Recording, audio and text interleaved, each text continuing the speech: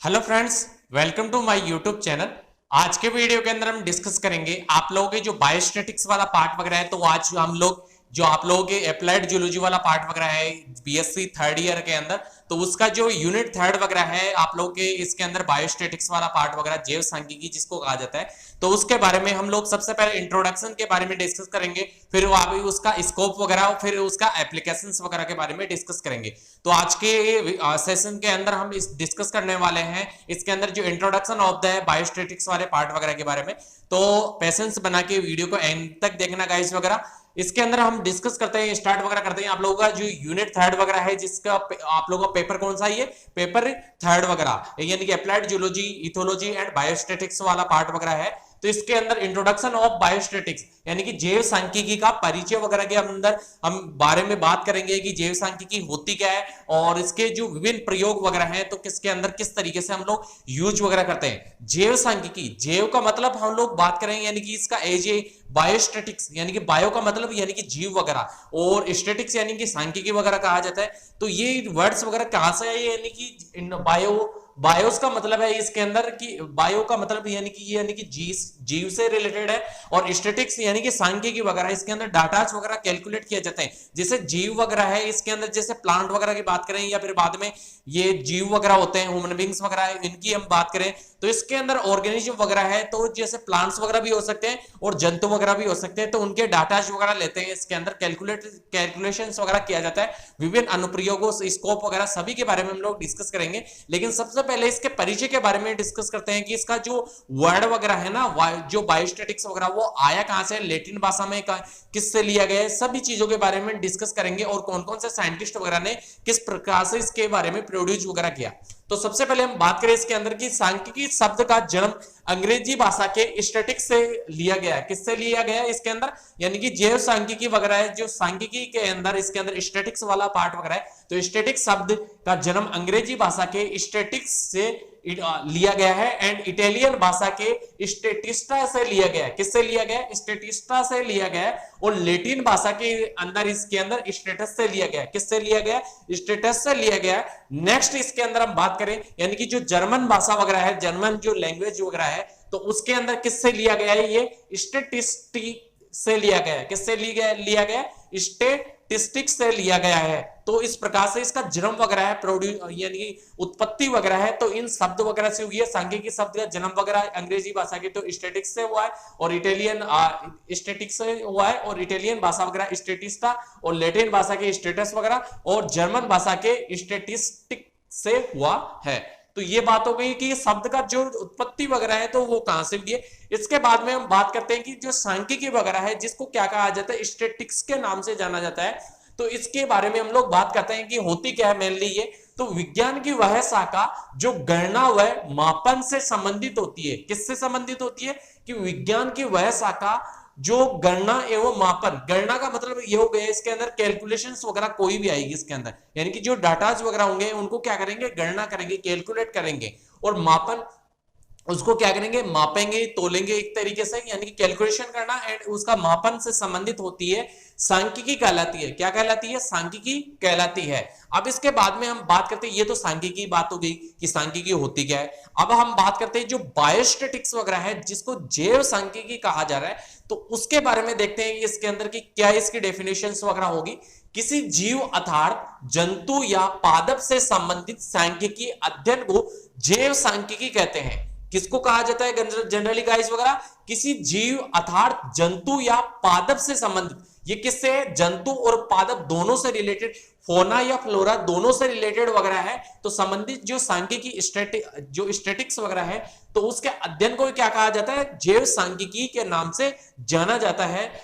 और इसके बाद में नेक्स्ट इसकी जो डेफिनेशंस वगैरह है उसके बारे में डिस्कस करें। विज्ञान की वह शाखा जिसमें जैविक अध्ययन तथा अनुसंधानों के क्षेत्र में सांख्यिकी विधियों का उपयोग किया जाता है, जैव सांख्यिकी कहलाती है। इसके अंदर जो विज्ञान की वह शाखा, वह क्षेत्र वगैरह जिसके अंदर जो जैविक अध्ययन वगैरह, जैविक अध्ययन की हम बात करें जो जीवों से रिलेटेड वगैरह जो भी अध्ययन वगैरह है, जो भी ऐसे मान लो कि जीवों के अंदर जैसे ऑर्गेनिज्म वगैरह है, तो ऑर्गेनिज्म के जो कैलकुलेशन वगैरह है, डाटा वगैरह है, कितनी प्रकार की स्पीसीज पाई जा रही है, ये कहां पे स्प्रेड है, कितनी ज्यादा मात्रा में है, कौन से रीजन पे पाई जा रही है, उसकी नंबर ऑफ द स्पीसीज कितनी है, कितनी संख्या में है, तो वो सारा कैलकुलेशन डाटा के अंदर आएगा। एंड इसके जो अनुसंधान वगैरह हैं, यानी कि अनुसंधान किन किन, जैसे अनुसंधानों की हम बात करें, जैसे पोल्ट्री कीपिंग या फिशरी वगैरह हो, या फिर बाद में एपीकल्चर वगैरह हो, या फिर बाद में हम बात करें सेरिकल्चर, एवरीवन जो भी इंडस्ट्रियल लेवल के अकॉर्डिंग जिन चीजों का प्रोडक्शन वगैरह करवाया जाता है लार्ज स्केल पे इंडस्ट्रियल लेवल के अकॉर्डिंग, अनुसंधानों के क्षेत्र के अकॉर्डिंग, तो उसके अंदर भी क्या है कि कैलकुलेशन वगैरह करवाया जाएगा, सभी डाटाज वगैरह का कैलकुलेट करेंगे, कितनी जैसे किल वगैरह हो रही है किसी के अंदर, ऐसे मान लो कि माना कि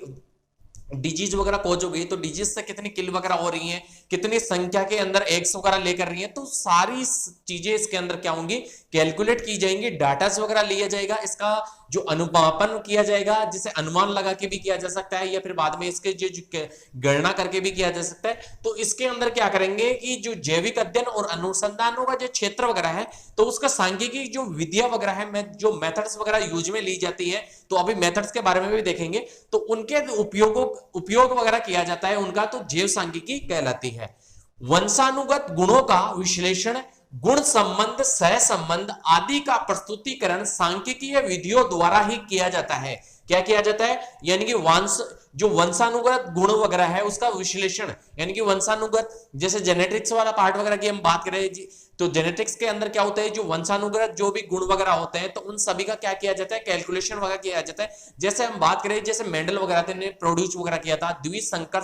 क्रॉस वगैरह, या फिर एकल संकर क्रॉस वगैरह, मोनोहाइब्रिड क्रॉस या डबल, यानी कि मोनोहाइब्रिड क्रॉस या डबल हाइब्रिड क्रॉस वगैरह जिसको कहा जाता है, तो उसके अंदर हम बात करते हैं कि डाई हाइब्रिड क्रॉस वगैरह, डबल नहीं सॉरी, डाई हाइब्रिड क्रॉस वगैरह, तो उसके अंदर क्या होता है कि जो ऐसा कैलकुलेशन वगैरह किया जाता है कि जैसे उसके अंदर फिनोटाइप कितना आ रहा है या जीनोटाइप वगैरह कितना आ रहा है, या फिर बाद में F1 पीढ़ी में कितने कैंडिडेट्स वगैरह जनरेशंस कौन सी चीजें प्रोड्यूस हो रही है, या F2 पीढ़ी में कितनी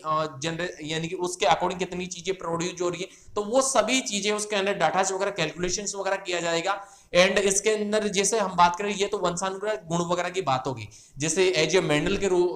ने जो भी चीजें प्रोड्यूस की उसके बारे में फॉर एग्जांपल लेके हमने डिस्कस किया। इसके बाद में हम देखते हैं इसके अंदर जो विश्लेषण गुण संबंध वगैरह है या सह संबंध वगैरह होते हैं, उसके अंदर कोरिलेशन रिग्रेशंस वगैरह होते हैं, तो उन सभी के बारे में क्या होता है, उसका डाटा वगैरह जो भी है, तो उसका प्रस्तुतिकरण वगैरह उसको क्या करना है, यानी कि प्रेजेंटेशन वगैरह करना सांख्यिकीय विधियों द्वारा ही किया जाता है इसके अंदर। तो ये बात हो गई। फिर उसके बाद में जो साइंटिस्ट वगैरह है, कोक्सटन नामक जो एक साइंटिस्ट वगैरह थे, और एक और साइंटिस्ट वगैरह थे कोर्डन नामक साइंटिस्ट वगैरह। कौन कौन से साइंटिस्ट हैं, कोक्सटन एंड कोर्डन के अनुसार आंकड़ों के संकलन, यानी कि आंकड़े वगैरह हैं, जो भी डाटाज वगैरह हैं उनका कलेक्शन वगैरह, यानी कि कलेक्शन को क्या कहा जाता है, संकलन के नाम से जाना जाता है, एंड उनका प्रस्तुतिकरण यानी कि उनका प्रेजेंटेशन वगैरह करना।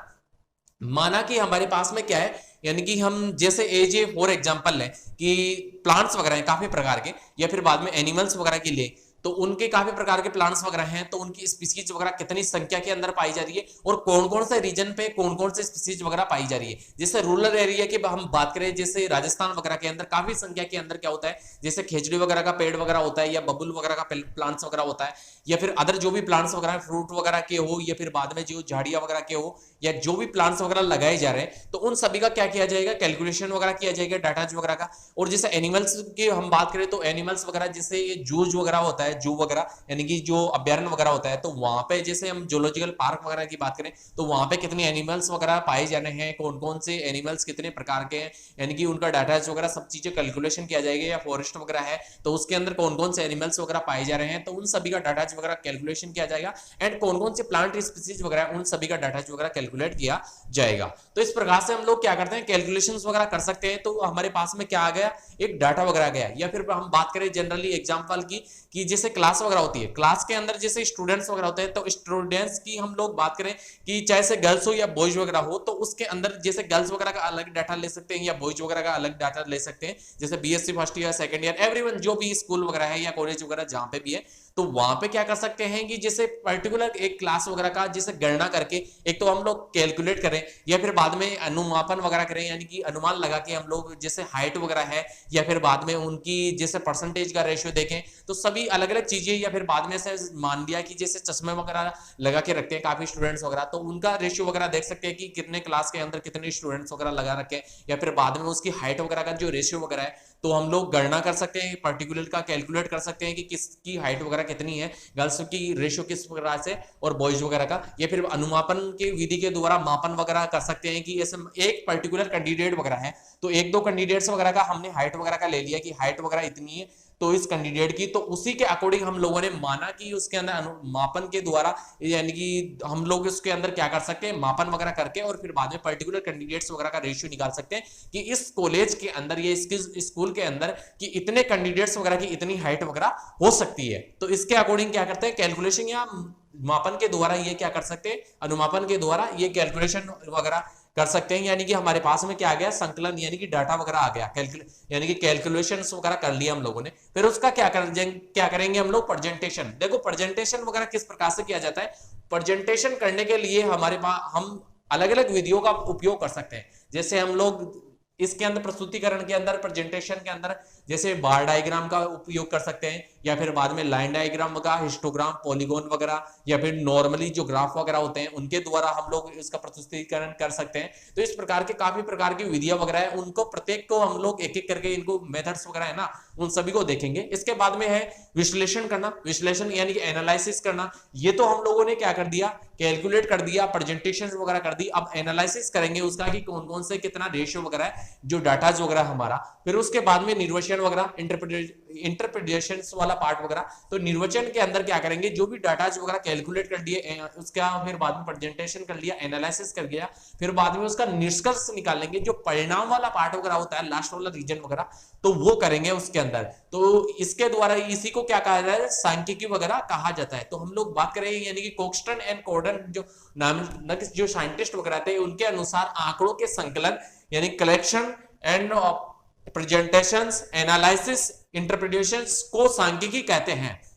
इसके बाद में हम बात करते हैं कि ये सारी चीजें इन दोनों ने साइंटिस्ट वगैरह ने बता दी। इसके बाद में जो पर्टिकुलर सांख्यिकी की जो मेथड्स वगैरह हैं, विधियां वगैरह है, 4 मेथड्स वगैरह हैं इसकी। तो इसके अंदर सांख्यिकी का अध्ययन निम्न 4 चरणों के अंदर किया जाता है, यानी कि जो 4 स्टेप्स वगैरह होते हैं जो हम लोगों ने बात की, जो कलेक्शन, डाटा कलेक्शन वगैरह की, या फिर बाद में डाटा का प्रेजेंटेशन हो, या फिर बाद में उसका एनालिसिस हो, या इंटरप्रिटेशन वाला पार्ट वगैरह हो। तो इन सभी के बारे में हम लोग एक एक करके देखते हैं। तो फर्स्ट ऑफ ऑल इसके अंदर है जो मेथड्स वगैरह है, तो उसके अंदर जो चरण वगैरह है, इसकी स्टेप्स वगैरह है। तो उसके अंदर सबसे पहले है कलेक्शन ऑफ डाटा, यानी कि डाटा वगैरह है उसको कलेक्ट करेंगे। जैसे पर्टिकुलर हमने बात की थी, जैसे क्लास वगैरह की बात की थी, तो क्लास के अंदर जैसे कि कैंडिडेट्स वगैरह हैं तो उनकी हाइट वगैरह देख सकते हैं, या उनके परसेंटेज वगैरह का रेशियो देख सकते हैं। तो इस प्रकार से पर्टिकुलर कैंडिडेट्स वगैरह का कैलकुलेशन वगैरह कर सकते हैं, या फिर बाद में हम लोग अनुमान लगा के कि इतने कैंडिडेट्स, एक दो कैंडिडेट्स वगैरह का परसेंटेज का रेशियो ले लिए, या हाइट वगैरह का रेशियो वगैरह माने, परसेंटेज का नहीं हाइट का रेशियो वगैरह माने, तो हाइट वगैरह का रेशियो वगैरह की इतने कैंडिडेट्स वगैरह का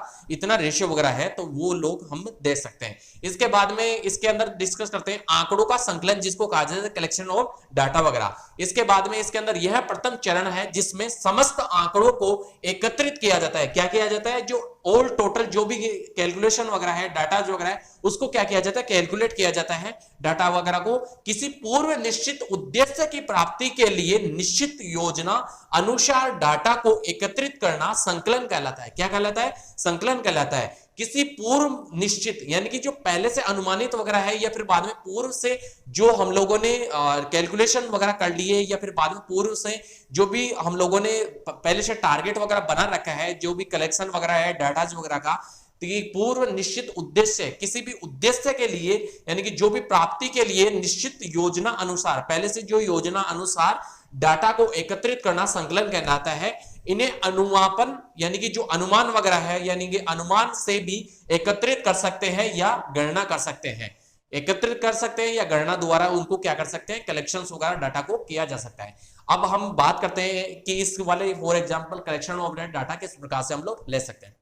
ये तो बात हो गई इस तरीके से। अब हम ये स्टूडेंट्स वगैरह हैं उनका रेशियो वगैरह ले सकते हैं, या फिर बाद में हम जैसे जनरली बात करें कि इस टाइमिंग पीरियड के अंदर क्या है कि कोविड पेशेंट वगैरह काफी संख्या के अंदर है, और काफी संख्या के अंदर राजस्थान प्रदेश हो या पूरा विश्व वगैरह हो या भारत वगैरह की जनरली हम बात करें तो उसके अंदर काफी संख्या के अंदर क्या हो रहे हैं कि कोरोना पेशेंट्स वगैरह काफी संख्या के अंदर बढ़ रहे हैं, और डेथ रेट भी क्या हो रही है, काफी संख्या के अंदर स्प्रेड हो रही है, काफी संख्या में बढ़ रही है। तो इस टाइमिंग पीरियड के अंदर जैसे हम लोग डाटा जो वगैरह है उनका कैलकुलेशन वगैरह करते हैं कि पर्टिकुलर क्या हो रहा है कि वैक्सीनेशन का पार्ट वगैरह की बात हुई कि वैक्सीनेशन इतने कैंडिडेट्स वगैरह ने करवा दिया और रजिस्ट्रेशन इतने कैंडिडेट्स वगैरह ने करवा लिया। जैसे अभी क्या चल रहा है कि जैसे जो 18 वर्ष है या 18 वर्ष से लेके जो भी स्टूडेंट, यानी कि पहले तो क्या होता था कि 60% जो 60% नहीं, जो 60 वर्ष है ना उससे अधिक वाले जो भी कैंडिडेट्स वगैरह थे, बुजुर्ग लोग वगैरह, तो उनको वैक्सीनेशन वगैरह करवाया जा रहा था। तो उनका डाटा वगैरह ले सकते हैं हम लोग कि कितने कैंडिडेट्स वगैरह ने वैक्सीनेशन करवा ली और कितने कैंडिडेट्स वगैरह ने फर्स्ट डोज वगैरह लगवा ली, और उसके बाद में हम बात करते हैं कि कितने कैंडिडेट्स वगैरह ने जो सेकंड डोज वगैरह है तो वो 1 मंथ के अकॉर्डिंग जो भी लगाई जाती है तो वो कितने कैंडिडेट्स वगैरह ने लगवा ली। तो उन लोगों का क्या कर सकते हैं हम लोग, डाटा वगैरह ले सकते हैं, पर्टिकुलर कैंडिडेट्स वगैरह का पर्टिकुलर स्टेट का या पर्टिकुलर डिस्ट्रिक्ट वगैरह का ले सकते हैं, पर्टिकुलर रीजन वगैरह का, लोकल एरिया पे भी हम लोग ले सकते हैं। इसके बाद में हम बात करते हैं जैसे अभी न्यू यंगर जो भी कैंडिडेट्स वगैरह हैं उनको भी वैक्सीनेशन की बात वगैरह हो रही है और रजिस्ट्रेशन भी चालू वगैरह कर दिया है। काफी कैंडिडेट्स वगैरह ने रजिस्ट्रेशन करवा लिया है और काफी कैंडिडेट्स ने टीके वगैरह भी लगवा लिए, वैक्सीनेशन वगैरह करवा ली है। तो कितने कैंडिडेट्स ने अभी तक वैक्सीनेशन वगैरह करवा ली और कितनी चीजों की रिक्वायरमेंट वगैरह है, अभी वैक्सीनेशन जो वैक्सीन वगैरह है उनकी कितनी रिक्वायरमेंट वगैरह है और कितनी डोजेज वगैरह आ चुकी है पर्टिकुलर रीजन के अकॉर्डिंग, तो उन सभी का हम लोग क्या कर सकते हैं, डाटा वगैरह ले सकते हैं। तो उन डाटा का क्या हो रहा है, स्टैटिस्टिक्स ये मेथड वगैरह है उसके अंदर यूज में आ रही है, और जो भी साइंस की जो भी स्टेजेस वगैरह हैं, या फिर बाद में हम बात करें जो भी साइंस के फील्ड वगैरह हैं, स्टेजेस सॉरी स्टेजेस की हम बात नहीं कर सकते, जो भी साइंस के फील्ड वगैरह हैं तो उन सभी फील्डों के अंदर क्या हो रहा है कि इस वगैरह का जो स्टैटिस्टिक्स वगैरह है उसका यूज होता है सभी के अंदर, चाहे जेनेटिक्स वाला पार्ट हो, बायोस्टैटिक्स वाला पार्ट वगैरह हो। बायोस्टैटिक्स तो खैर है ही इसी के अंदर, जो आप लोगों के बायोकेमिस्ट्री वाला पार्ट वगैरह हो, फिजियोलॉजी हो, बायो या फिर बाद में अदर जो भी सारी चीजें वगैरह हैं, एनवायरमेंटल बायोलॉजी वगैरह वाला पार्ट वगैरह हो, तो सभी के अंदर क्या हो रहा है कि डाटाज वगैरह का इसका जो स्टैटिस्टिक्स वगैरह इसका यूज वगैरह हो रहा है सभी के अंदर, प्रत्येक के अंदर। इसके बाद में ये वाला कलेक्शन ऑफ डाटा वगैरह की बात होगी, किस प्रकार से हम लोग कलेक्ट वगैरह कर सकते हैं। इसके बाद में हम लोग डिस्कस करेंगे जो इसका प्रेजेंटेशन वाला पार्ट वगैरह है, तो इसको प्रेजेंटेशन किस प्रकार से किया जाए तो उस मेथड के बारे में हम लोग देखते हैं। तो ये बात होगी हमारे किस वाले पार्ट वगैरह की, कलेक्शन ऑफ द डाटा वगैरह की बात होगी।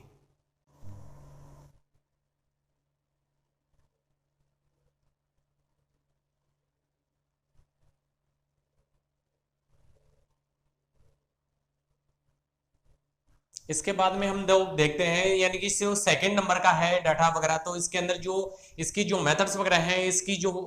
तो इसके बारे में देखते हैं। सेकंड नंबर का है presentation of the data. First of all बात कर ली थी हम लोगों ने कि इसके अंदर क्या किया था, कैलकुलेशन वगैरह किया था, कैलकुलेट किया था, गणना की थी, जो हमारे पास में डाटा वगैरह थे तो उनका कैलकुलेशन वगैरह कर लिया था। अब सेकंड नंबर के अंदर है आंकड़ों का प्रस्तुतिकरण। कैलकुलेट तो कर लिया हम लोगों ने जो डाटा वगैरह थे, लेकिन इसका क्या करना है, आप प्रस्तुतिकरण करना है, प्रेजेंटेशन वगैरह करना है। तो प्रेजेंटेशन की भी कई मेथड्स वगैरह होती हैं आप लोग, जैसे इसके अंदर हम बात करते हैं कि संकलन के पश्चात डेटा सारणी, यानी कि डेटा का क्या कर सकते हैं, या तो हम लोग टेबल के फॉर्म के अंदर उसको कन्वर्ट कर सकते हैं, या डायग्राम के फॉर्म के अंदर, या ग्राफ के अंदर प्रदर्शित कर सकते हैं, रेखाओं आदि के माध्यम से प्रस्तुत किया जाता है। जो इसके अंदर जो प्रेजेंटेशंस वगैरह करेंगे, जो कैलकुलेशन वगैरह कर लिया हम लोगों ने डाटा वगैरह, तो उसको क्या करेंगे सारणी के फॉर्म के अंदर, या जिसको कहा जाता है टेबल, यानी कि टेबल बनानी पड़ेगी। किस प्रकार से हम लोग, जैसे हम बात करें इसके अंदर कि टेबल फॉर्म के अंदर किस प्रकार से कन्वर्ट वगैरह करना पड़ेगा, इस प्रकार से हम लोग देख सकते हैं इसके अंदर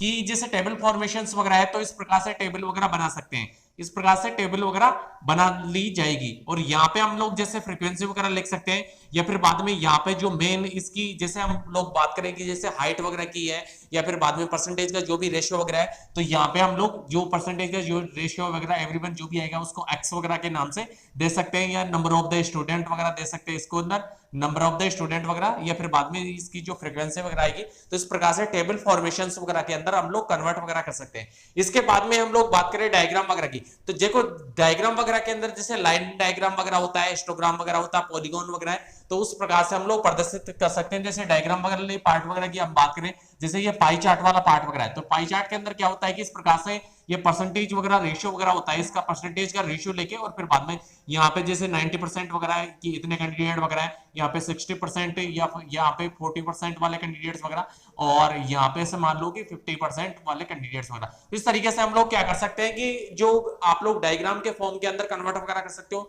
या लाइन डायग्राम वगैरह, इस तरीके से लाइन फॉर्मेशंस वगैरह के अंदर भी आप लोग जो परसेंटेज का रेशियो वगैरह है तो इस प्रकार से प्रदर्शित वगैरह कर सकते हो आप लोग, ये परसेंटेज का रेशियो वगैरह इस तरीके से। या फिर बाद में आप लोग टेबल फॉर्मेशन वगैरह की बात होगी, ये आप लोगों के किसके फॉर्म की बात होगी, डायग्राम वाले पार्ट वगैरह इस तरीके से डायग्राम बना सकते हो, या फिर बाद में परसेंटेज का रेशियो वगैरह। फिर उसके बाद में ग्राफ फॉर्मेशन, देखो ग्राफ के अंदर क्या होता है कि इस तरीके से ग्राफ वगैरह बना सकते हैं हम लोग, इस तरीके से ये ग्राफ फॉर्मेशन वगैरह कर ली, ये ग्राफ वगैरह बना ली, यहाँ पे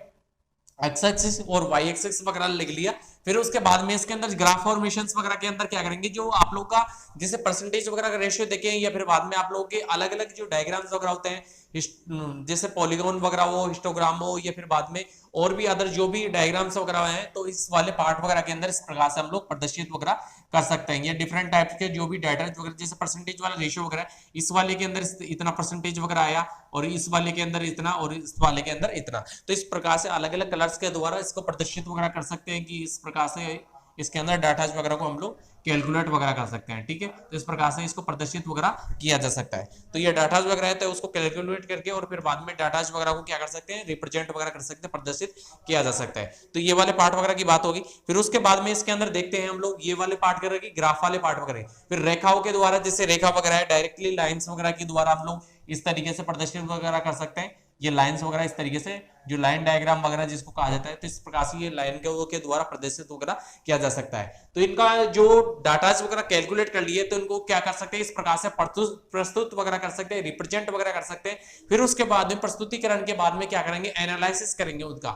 एनालिसिस जैसे एनालिसिस ऑफ डाटा, आंकड़ों का विवेचन वगैरह, इनका क्या करेंगे, आंकड़ों का विवेचन करेंगे, एनालिसिस वगैरह करेंगे उसको। किस प्रकार से, प्रस्तुतिकरण के पश्चात आंकड़ों की गणना की जाती है, यानी कि प्रस्तुतिकरण कर दिया, प्रेजेंटेशन वगैरह कर दिया डाटा वगैरह का, तो उसका क्या करेंगे हम लोग, आंकड़ों का क्या करेंगे, प्रस्तुतिकरण के पश्चात में क्या करेंगे, उसकी गणना वगैरह करते हैं। आंकड़ों को क्या किया जाता है, कैलकुलेट किया जाता है, गणना वगैरह की जाती है, जिससे उसकी उपयुक्त तस्वीर आ जाती है। जिससे क्या होता है कि उसकी उपयुक्त तस्वीर वगैरह होती है, तो वो क्या होती है, सामने आ जाते हैं, एक तरीके से अच्छे से क्लियरली दिख जाता है कि कितना परसेंटेज वगैरह, इसका रेशियो वगैरह, कितने डाटा वगैरह है, तो यही वाले डाटा वगैरह है। तो इस प्रकार से इसको क्या कर सकते हैं हम लोग, प्रदर्शित वगैरह कर सकते हैं। तो इस प्रकार से इसके अंदर अलग अलग जो मेथड्स वगैरह हैं तो वो यूज में ले सकते हैं। तो इस प्रकार से ये डाटा वगैरह है तो इस प्रकार से प्रदर्शित कर सकते हैं। तो इस प्रकार से इससे जो इसके अंदर जैसे फॉर एग्जांपल हम बात करें तो वर्गीकरण, ये हम लोग किस प्रकार से कर सकते हैं, एनालिसिस वगैरह डाटा वगैरह का, इसके अंदर क्या कर सकते हैं, क्लासिफिकेशन वगैरह कर सकते हैं, इसके अंदर वर्गीकरण वगैरह कर सकते हैं। फिर उसके बाद में नेक्स्ट इसके अंदर हम लोग देखें, इसका क्या कर सकते हैं, केंद्रीय प्रवृत्ति वाला पार्ट वगैरह, सेंट्रल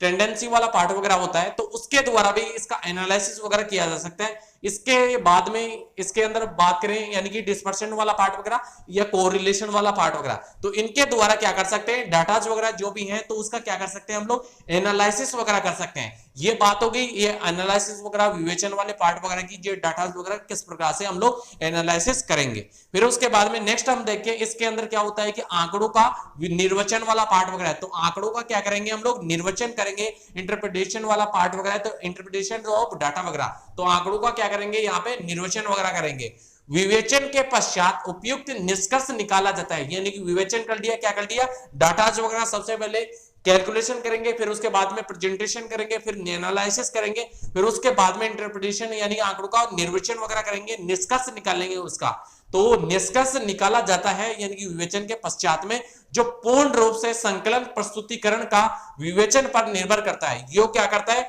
यानी कि जो ये वाला पार्ट वगैरह किस पे डिपेंडेंट करेगा, यानी कि आप लोगों के जो डाटा वगैरह है कैलकुलेशन के पश्चात में आप लोगों के प्रेजेंटेशन पे और एनालिसिस पे ये डिपेंड करता है, ये निष्कर्ष वाला पार्ट वगैरह। एंड इसके अंदर क्या होता है कि जैसे हम लोग बात करें टाइप्स ऑफ डाटा वगैरह, यानी कि जो डाटा वगैरह होते हैं वो कितने प्रकार के होते हैं, इसके अंदर 2 टाइप्स के डाटा वगैरह होते हैं। फर्स्ट टाइप का डाटा वगैरह फ्रीक्वेंसी डाटा, और सेकंड टाइप का है नॉन फ्रीक्वेंसी डाटा वगैरह। जैसे फ्रीक्वेंसी डाटा की हम बात करें इसके अंदर,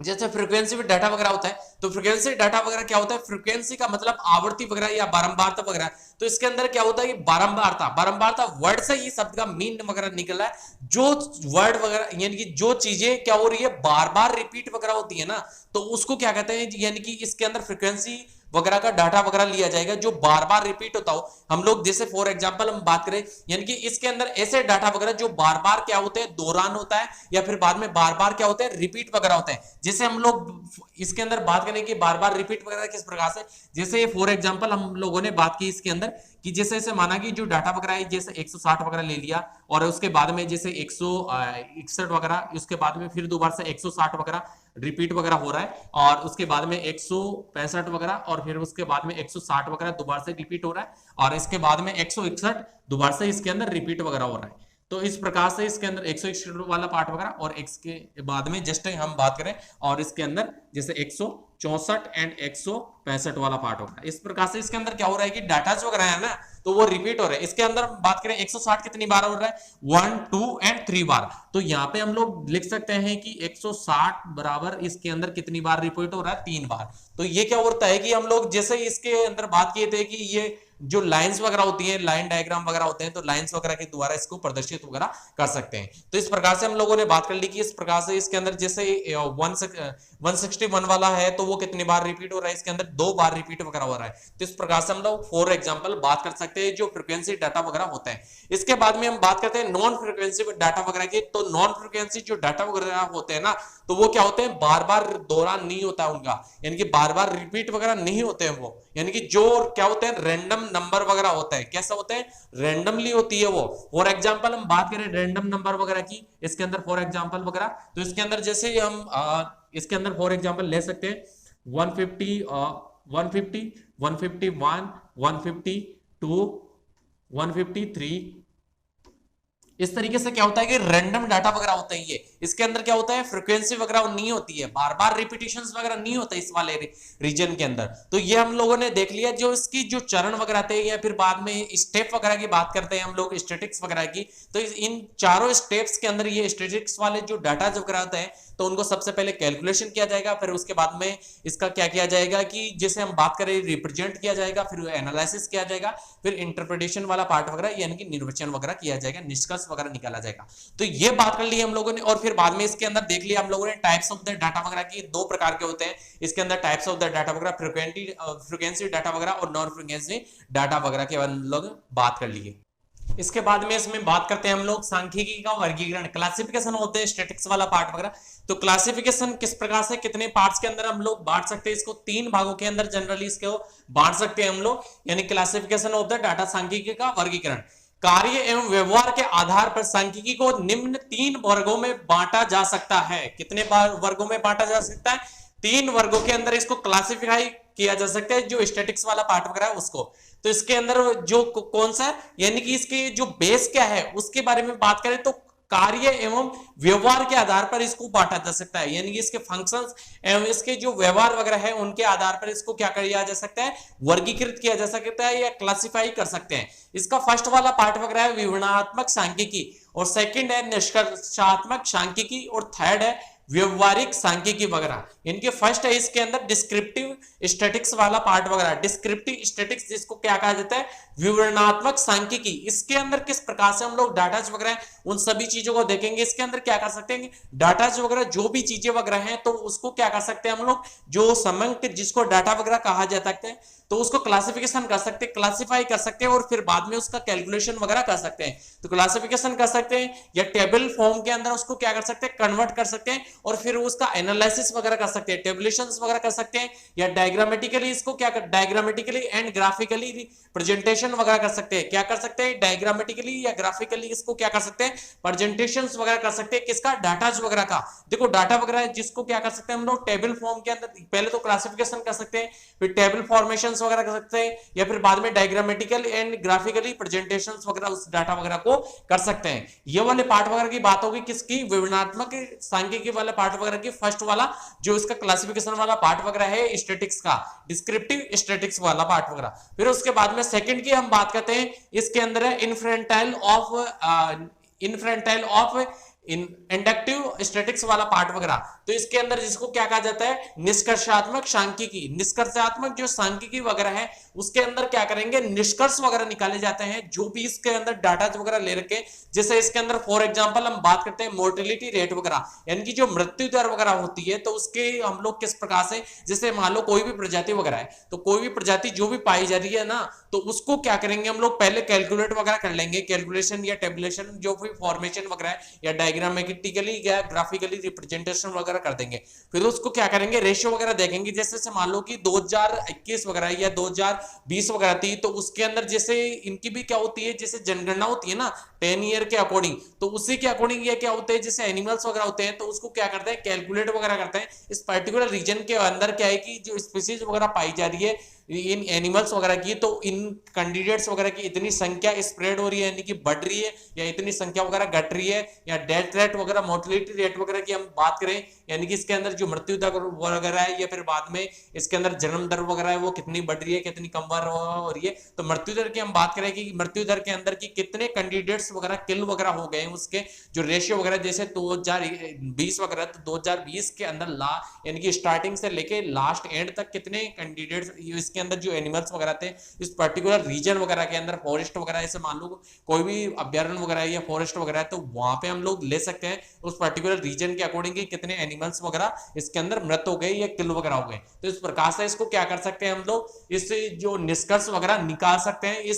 इसके क्या कर सकते हैं, इन्फ्रेंटाइल ऑफ द इंडक्टिव, इसके अंदर क्या कर सकते हैं, स्ट्रक्चर वाला पार्ट वगैरह आता है सेकंड फॉर्मेशन के अंदर, यानी कि 3 पार्ट्स के अंदर इसको डिवाइडेशन वगैरह कर सकते हैं। फर्स्ट वाला इसके अंदर है विवरणात्मक सांख्यिकी वाला पार्ट वगैरह, यानी कि डिस्क्रिप्टिव स्टैटिक्स, सेकंड है inferential of the inductive statics,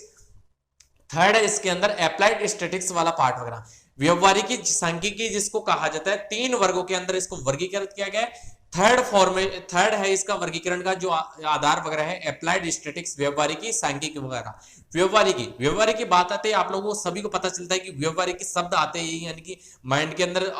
आ जाता है वर्ड वगैरह कि व्यवहारिकी किस वर्ड को कहा जा रहा है। जैसे एनवायरमेंट वगैरह है उसके अंदर जो कम्युनिटी वगैरह है, तो उसके अंदर व्यवहार जो अच्छा चारों तरफ से बना के रखते हैं एक तरीके से कम्युनिटी फॉर्मेशन वगैरह के अंदर। जैसे जनसंख्या की फॉर एग्जांपल इसके अंदर हम बात करें, जनसंख्या वगैरह हो या राष्ट्रीय आय वगैरह हो या मूल्य आदि के जो आंकड़े वगैरह है जो किसके अंदर लिए जाते हैं, व्यवहारिकी जो डाटा वगैरह होते हैं, समंक वगैरह होते हैं, तो उसके अंदर लिए जाते हैं। क्या क्या, जनसंख्या वाला पार्ट वगैरह हो कि जनसंख्या वगैरह है, तो उसके अंदर जैसे पर्टिकुलर रीजन वगैरह है, जैसे सोशल ऑर्गेनाइजेशन वगैरह होता है, तो उसके अंदर जैसे हम बात करें एज ए इंसेक्ट वगैरह के अंदर या एज ए ह्यूमन बींग्स के अंदर हम बात करें, जैसे लंगूर वगैरह होते हैं, तो उसके अंदर क्या रहते हैं, सोशल सिस्टम वगैरह बना के रखते हैं। और हम लोग भी क्या करते हैं, ये पर्टिकुलर रीजन वगैरह कस्बा वगैरह होता है या गाँव हो या शहर वगैरह होता है, उसको पर्टिकुलर जो सोशल सिस्टम वगैरह होता है उसको मैनेज करके बना के हुए रखते हैं। तो इसके अंदर जनसंख्या या राष्ट्रीय आय वगैरह जो भी होती है या फिर बाद में मूल्य जो भी होते हैं, तो उसको क्या करते हैं हम लोग, जो व्यवहारिकी जो समंक वगैरह है, तो उसके अंदर कैलकुलेट वगैरह करते हैं, लेते हैं डाटा वगैरह को। इसके बाद में हम बात करें जो व्यवहारिकी जो समग्र डाटा वगैरह है, जिसके अंदर जैसे इकोनॉमिक वाला पार्ट वगैरह है, अर्थशास्त्र जिसको कहा जाता है, या समाज शास्त्र सोशियोलॉजी वगैरह या प्रशासन वगैरह एडमिनिस्ट्रेशन, या मनोविज्ञान साइकोलॉजी वाला पार्ट वगैरह, या फिर बाद में कॉमर्स जिसको वाणिज्य शास्त्र कहा जाता है, या विज्ञान वगैरह बायोलॉजी ईटीसी। इसके अंदर क्या करेंगे, जो व्यवहारिकी सांख्यिकी वगैरह है, तो उसके अंदर इसको डाटा वगैरह इनके अंदर से हम लोग ले सकते हैं। कौन कौन से पार्ट वगैरह के अंदर, इकोनॉमिक के अंदर या सोशियोलॉजी के अंदर, एडमिनिस्ट्रेशन के अंदर या मनोविज्ञान के अकॉर्डिंग, या फिर बाद में आप लोगों के कॉमर्स या बायोलॉजी के अंदर हम लोग डाटा वगैरह को ले सकते हैं इस व्यवहारिकी के अंतर्गत। इसके बाद में है जो व्यवहारिकी सांख्यिकी वगैरह है, इसको क्या कर सकते हैं, जैसे अप्लाइड स्टैटिक्स जिसको कहा जाता है, तो उसको क्या कर सकते हैं, 2 उपवर्गों के अंदर हम लोग क्या कर सकते हैं, वर्गीकृत कर सकते हैं या विभाजित वगैरह किया जा सकता है इसको। 2 उपवर्ग कौन कौन से हैं, तो वो देख लीजिए। इसके अंदर जो आप लोग डिस्क्रिप्टिव अप्लाइड स्टैटिक्स है, फर्स्ट वाला रीजन वगैरह कौन सा है, डिस्क्रिप्टिव अप्लाइड स्टैटिक्स, जिसको क्या कहा जाता है, वर्णनात्मक व्यवहारिकी सांख्यिकी। क्या कहा जाता है जनरली गाइस, व्यवहारिकी आप लोगों को वर्णनात्मक व्यवहारिकी सांख्यिकी वगैरह कहा जाता है। तो इसके अंदर हम लोग क्या करते हैं, जो जनसंख्या वगैरह है, तो उसका समंक यानी कि जनसंख्या का डाटा वगैरह ले सकते हैं, या फिर बाद में इसके अंदर मूल्य वगैरह है उसका सूचकांक वगैरह ले सकते हैं। मूल्य वगैरह का क्या लिया जा सकता है इसके अंदर, सूचकांक वगैरह, जनसंख्या वगैरह उसका डाटा वगैरह, जनसंख्या की कितनी डेथ रेट हो रही है, कितनी यानी कि कितनी तो मोर्टेलिटी हो रही है, कितनी इसके अंदर यानी कि डेथ रेट हो रही है, या फिर बाद में इसके अंदर जो जन्म दर वगैरह है वो कितनी हो रही है, यानी कि पर्टिकुलर जैसे रेशियो वगैरह दिया जाता है ना जन्म दर का और मृत्यु दर वगैरह का, यानी कि जो 1000 कैंडिडेट्स वगैरह होते हैं उसके अंदर जो लिंगानुपात वगैरह निकाला जाता है, या फिर बाद में जैसे जनसंख्या वगैरह होती है तो उसका क्या कर सकते हैं कि जैसे पर्टिकुलर 10 ईयर वगैरह होते हैं, 10 वर्षों के अकॉर्डिंग क्या किया जाता है, मतगणना यानी कि जनगणना वगैरह की जाती है। तो कितने कैंडिडेट्स वगैरह है, कितने कैंडिडेट्स वगैरह किस क्या क्या वर्क वगैरह कर रहे हैं, पर्टिकुलर जो हम जैसे एज हमारी बात करें हम लोग, तो जैसे खुद के पर्टिकुलर के ऊपर ले सकते हैं कि जैसे पर्टिकुलर कैंडिडेट्स वगैरह हैं फैमिली के अंदर, तो उन सभी का क्या लिया जाता है, डाटा वगैरह लिया जाता है, कितनी तो उनकी डेथ यानी कि सॉरी कितनी तो उनकी एज वगैरह है, उसका नाम वगैरह क्या है, या फिर बाद में उसकी एजुकेशन क्या है और वो क्या क्या करते हैं, यानी कि एज जैसे गृहिणी वगैरह होती है मम्मी वगैरह, या फिर बाद में जैसे किसी कुछ वर्क वगैरह करते हैं, ये कुछ वर्क की हम बात करें कि जैसे क्या होता है कि काफी जॉब वगैरह भी करती हैं, तो उन सभी का क्या लिया जाता है, पर्टिकुलर जो कैंडिडेट्स वगैरह होते हैं फैमिली मेंबर्स वगैरह, उन सभी का डाटा वगैरह लिया जाता है, एज का हो या फिर बाद में उनकी जैसे एजुकेशन से रिलेटेड वगैरह हो या क्या वर्क वगैरह करते हैं, कितनी आय वगैरह है, तो सभी का डाटा वगैरह लिया जाता है। तो वो किस पार्ट के अंदर आएगा, आप लोगों के डिस्क्रिप्टिव अप्लाइड स्टैटिस्टिक्स वाले पार्ट वगैरह के अंदर आएगा। फिर उसके बाद में है scientific applied statistics. Scientific applied statistics ये दूसरा रीजन वगैरह है किसका, अप्लाइड स्टैटिस्टिक्स व्यवहारिक सांख्यिकी वगैरह का, जिसको क्या कहा जाता है, वैज्ञानिक व्यवहारिक सांख्यिकी वगैरह कहा जाता है। तो इसके अंदर क्या क्या चीजें ले सकते हैं, साइंटिफिक जो लॉज वगैरह होते हैं उसके प्रतिपादन या पुष्टिकरण के उद्देश्य से व्यवहारिक संबंधों को एकत्रित किया जाता है। किस वजह से किया जाता है, इनकी जो डाटा वगैरह उनको कैलकुलेशन वगैरह जो आप लोगों के जो साइंटिफिक लॉ वगैरह है, यानी कि जो साइंटिस्ट वगैरह ने जो भी लॉ वगैरह प्रोड्यूस किए हैं, जो भी सिद्धांत वगैरह दिए हैं, तो उनको प्रतिपादन के लिए क्या किया जाता है इसके अंदर, यानी कि या तो प्रतिपादन या पुष्टिकरण वगैरह, यानी कि ये सही भी है या डाटा वगैरह जो भी लिया हुआ है तो वो गलत वगैरह है, तो उन सभी का कैलकुलेशन वगैरह करने के लिए इनको क्या किया जाता है, प्रतिपादित वगैरह किया जाता है। जो साइंटिफिक अप्लाइड स्टैटिस्टिक्स वाला पार्ट वगैरह है तो उसको अप्लाई वगैरह किया जाता है इस वाले पार्ट वगैरह के अंदर, स्टैटिस्टिक्स वाले पार्ट वगैरह के अंदर। जैसे मेंडल वगैरह था तो मेंडल वगैरह ने भी क्या किया था कि इसके अंदर क्या किया जाता है, स्टैटिस्टिक्स वाले पार्ट स्टैटिस्टिक्स थी ना उसका यूज किया था, तभी तो वो रेशियो वगैरह इसके अंदर फिनोटाइप हो या जीनोटाइप वाला पार्ट वगैरह, तो वो चीजें उसके अंदर क्या हो रही थी, निकल के आ रही थी कि इतने जैसे डाई हाइब्रिड क्रॉस वगैरह है तो उसके अंदर की लाल पीले कितने, लाल भूरी वगैरह कितने,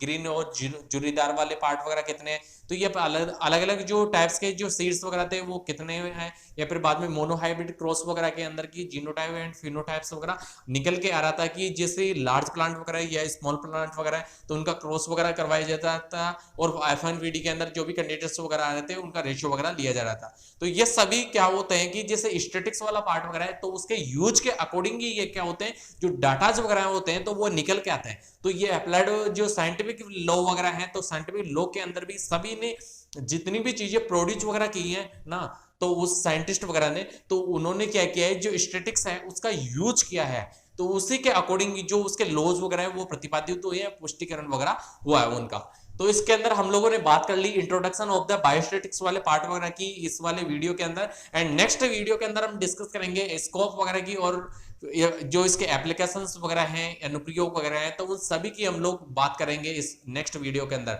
और अभी तक आप लोगों ने हमारे चैनल को सब्सक्राइब नहीं किया है तो गाइस वगैरह सब्सक्राइब करें, लाइक एंड शेयर करें ताकि सभी वीडियो के नोटिफिकेशंस वगैरह आप सभी लोगों को मिलते रहे। So thank you so much everyone.